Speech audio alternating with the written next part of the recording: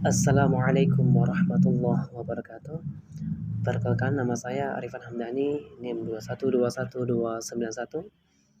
Dalam kesempatan kali ini, saya akan menyampaikan pengetahuan saya mengenai sifat keteladanan dari dua orang sahabat Rasulullah, yakni yang pertama Abdurrahman bin Auf dan Abi Dzar Al-Ghifari. Baik, yang pertama kita masuk kepada sahabat Abdurrahman bin Auf. Nama Abdurrahman yaitu ialah Abdurrahman bin Abdul Harith bin Marwah bin Ka'ab dan bin Lu'ay. Itulah nama lengkap dari Abdurrahman.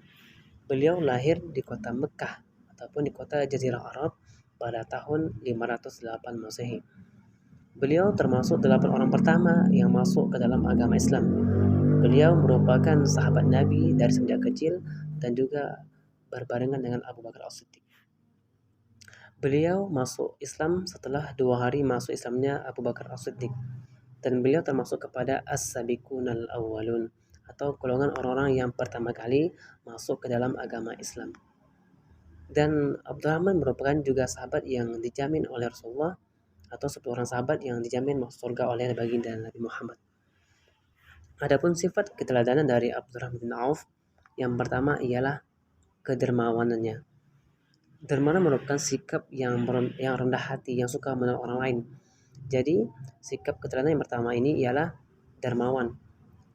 Abdurrahman bin Auf terkenal sebagai seorang yang pembisnis hebat. Ia mempunyai banyak harta. Dengan hebatnya dalam berdagang, ketika dia berdagang tidak membutuhkan banyak waktu untuk menghabiskan barang dagangannya. Dengan hartanya banyak, itu tidak membuat dia itu untuk menjadi orang yang kikir atau menjadi orang yang hubbud dunya, cinta dunia. Dia sering membantu orang. Bahkan harta itu dibagi menjadi 3 macam. Yang pertama, hartanya diinvestasikan kepada orang-orang yang membutuhkan ataupun untuk menolong orang-orang yang kurang mampu ataupun anak-anak yatim. Yang kedua, hartanya itu digunakan untuk menolong agama Allah atau untuk para orang mujahid atau orang-orang yang berjihad di jalan Allah Subhanahu wa taala. Sebagian hartanya ataupun sepertiga hartanya digunakan untuk membantu orang yang berperang, seperti membeli peralatan perang ataupun menyediakan makanan bagi orang yang perang. Dan sepertiga lagi digunakan untuk melunasi hutangnya, baik melunasi hutang pribadinya maupun hutang orang lain. Itulah yang pribadi Abdurrahman yang pertama, itu kedermawannya. Abdurrahman bin Auf termasuk orang yang sangat hebat dalam berbisnis, sehingga dikisahkan ketika dia hijrah dari Mekah ke Madinah, dia meninggalkan segala hartanya dan dia tiba di Madinah dalam keadaan miskin. Ketika dia di Madinah, dia disaudarakan oleh Rasulullah SAW dengan Sa'ad bin Ar-Rabi'. Ketika itu, Sa'ad merupakan seorang yang sangat kaya raya, mempunyai banyak harta ataupun banyak lahan untuk digarap, dan juga mempunyai 2 orang istri. Ketika itu berkatalah Sa'ad kepada Abdurrahman, wahai saudaraku, apakah yang kamu minta maka akan aku berikan. Dan juga tak kala itu, Sa'ad juga menawarkan istrinya, wahai sahabatku, saya juga mempunyai 2 orang istri, maka pilihlah mana yang kamu sukai, maka saya akan menalaknya. Itu kebaikan dari Sa'ad Arabi kepada Abdurrahman bin Auf. Akan tetapi Abdurrahman bin Auf tidak mau senang saja, dia perlu usaha untuk menjadi orang yang sukses. Dia cuma minta modal untuk berdagang. Ketika itu diberilah oleh Arabia, dan ketika diberi Arabia modal berdagang, maka dia berjualan di pasar. Tak lama ketika dia berdagang di pasar, dia melihat sebuah lahan yang kosong. Maka setelah pulang dari dia berdagang, dia menemui Sa'ad untuk membeli lahan tersebut agar digunakan nantinya sebagai tempat jualan oleh orang-orang yang tidak dipungut biaya ataupun membayar dengan seikhlasnya. Tak singkat cerita, di Madinah tak butuh waktu lama, Abdurrahman sudah menjadi orang yang sangat kaya raya lagi di Madinah karena hebatnya dalam berjualan. Yang kedua, kisah teladannya ialah zuhud atau tidak tergila akan dunia. Abdurrahman bin Auf juga adalah sosok yang zuhud atau tidak tergila akan dunia. Hal itu dapat dilihat pada dirinya yang lebih mementingkan ibadah dan ketaatan kepada Allah SWT daripada kesenangan duniawinya. Walaupun dia yang kaya, tetapi tidak membuat dia semena-mena akan hartanya. Dia merasa bahwasannya harta yang punya itu bukanlah milik diri dia. Bahkan setiap doanya dia panjatkan bagaimana diri dia itu bisa menjadi orang yang miskin.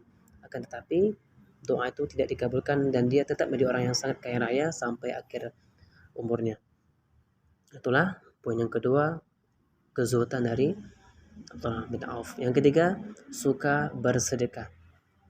Sedekah menjadi sebuah kebiasaan Abdurrahman bin Auf yang membuat dirinya sebagai orang yang paling dermawan di satu desa ataupun satu kampungnya. Abdurrahman sangat suka memberi pertolongan kepada orang miskin, kepada anak yatim, ataupun kepada orang yang lagi kesusahan. Jika ada orang yang mengadu kepadanya untuk berhutang, maka dia akan memberi hartanya untuk melunasi hutang tersebut. Itulah kedermawanan ataupun kemurahan hati dari Abdurrahman bin Auf. Bahkan saking dia tuh suka bersedekahnya, dia diberi gelar sebagai manusia yang bertangan emas. Itu teladan yang kedua dari Abdurrahman bin Auf, suka bersedekah. Yang ketiga suka bersedekah, dan yang keempat pintar dalam berbisnis. Nah, jadi penyebab Abdurrahman bin Auf ini yang kaya raya tak lain dan tak bukan ialah hebatnya dalam taktik berdagang ataupun taktik berbisnis. Sehingga ketika dia pun jualan, maka tak butuh waktu lama jualannya habis terjual ataupun laris manis. Dan dengan itulah yang menjadikan beliau sebagai sosok yang sangat agung, yang sangat mempunyai harta banyak. Abdurrahman bin Auf juga dikenal sebagai seorang yang taat ataupun abid, dan juga beliau juga seorang yang pemberani. Hal itu dapat dilihat pada saat perang Uhud. Di saat semua sahabat lari, dia tinggal sendirian untuk menghadapi para musuh. Di samping dia pintar dalam berbisnis, tetapi dia juga seorang yang pemberani. Jadi ada 4 kisah keteladanan dari Abdurrahman bin Auf. Yang pertama ialah dermawan, yang kedua zuhud, yang ketiga suka bersedekah, dan yang keempat pintar dalam bisnis. Dan tambahannya dia juga seorang yang taat, soleh, dan bertakwa kepada Allah Subhanahu wa taala, serta pemberani dalam memberantas kemaksiatan. Adapun yang kedua ialah sahabat Nabi Abi Dzar Al-Ghifari. Nama Abi Dzar ialah Jundub bin Janabah bin Sakan bin Sufyan bin Ubaid bin Waqi'ah bin Haram bin Ghifar bin Malil bin Damar bin Abdi Manat bin Kinanah, atau lebih dikenal dengan sebagai Abu Jundub, dan juga biasanya lazim kita kenal sebagai Abi Dzar Al-Ghifari.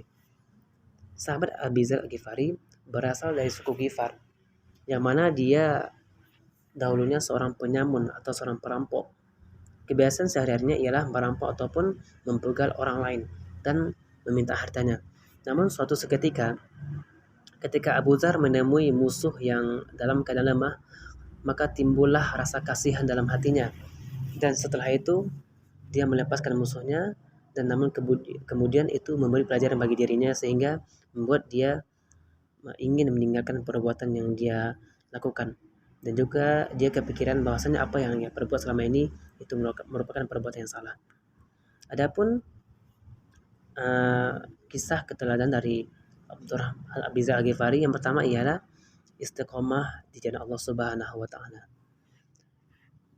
Abu Dzar Al-Ghifari merupakan orang yang sangat tekun dalam beribadah, yang merupakan ketika dia ingin berniat baik, dia sangat beristiqomah. Tadi dikisahkan ketika Abi Dzar menemui musuh lama, disitulah dia mendapat pelajaran yang begitu baik, sehingga merubah dirinya menjadi orang yang lebih baik atau lebih soleh. Ketika itu dia menyatakan kepada teman-temannya untuk meninggalkan perbuatan tersebut, dan dia malah dicemooh, malah dicaci ataupun dicerca oleh para sahabatnya. Bahkan dia berniat untuk melepaskan dirinya dari perbuatan itu, dan juga berniat untuk masuk Islam. Ketika para sahabatnya tahu ataupun keluarganya tahu, dia diusir dari kampungnya. Maka tak kala itu pergilah Abi Dzar Al-Ghifari keluar kota, keluar tempatnya, dan dia pergi ke satu tempat yang mana mendengar kabar tentang baginda Nabi Muhammad Rasulullah SAW. Ketika itu dia mendengar kabar Nabi Muhammad dan ajarannya, maka dia menyatakan keislamannya di depan baginda Nabi Muhammad Rasulullah SAW. Itulah keteladanan yang pertama, dia istiqomah. Di saat orang ataupun di saat sahabat dan keluarganya merendahkan dia ataupun mengusir dia, dia tetap istiqomah untuk memperbaiki niatnya. Yang kedua ialah hidup dengan kesederhanaan. Jadi, sahabat Abi Dzar Al-Ghifari merupakan sahabat yang sangat sederhana dan tidak mempunyai kesombongan dalam hatinya. ketika suatu kisah, ketika Jundub bin Janabah ataupun Abi Al-Ghifari telah berhasil mengajak kaumnya Ghifar masuk Islam. Itu dikisahkan ketika dia dipanggil oleh orang tuanya untuk pulang, maka dia menceritakan kepada baginda Nabi Muhammad bahwasanya dia minta pulang oleh keluarganya. Maka Nabi Muhammad menyuruh dia untuk pulang. Ketika pulang, Rasulullah mungkin kita sangka dia tuh akan kembali kepada perbuatan lamanya atau berbuat maksiat lagi. Akan tetapi berbeda, akan tetapi itu terbalik dari apa yang terjadi. Ketika dia pulang kampung, bukan dia berhenti dari Islam, malah dia menyebarkan agama Islam, sehingga dia berhasil membuat kaum Ghifar ataupun golongannya masuk Islam semuanya, termasuk orang tuanya. Hal itu sangat membuat senang Rasulullah SAW. Namun ketika dia berhasil membuat kaumnya masuk Islam, itu tidak membuat dia sombong. Di sanalah letak kerendah hatian ataupun letak keabidan dari seorang Abi Dzar Al-Ghifari. Yang ketiga, yang dapat kita ambil dari sahabat Abi Dzar Al-Ghifari ialah pemberani. Jadi sahabat Abi Dzar Al-Ghifari ini adalah sahabat yang sangat hebat ataupun sangat gentleman. Dia tidak ada yang dia takuti selain daripada Allah Subhanahu wa taala. Ketika dia perampok, semua orang terkenal dengan akannya, yang mana dia lihai dia dalam melakukan aksinya, dan juga pemberanian dia juga dibuktikan di saat dia telah masuk Islam. Ketika Abi Dzar Al-Ghifari masuk Islam, dia secara terang-terangan menyampaikan keislamannya di hadapan kaum kafir Quraisy.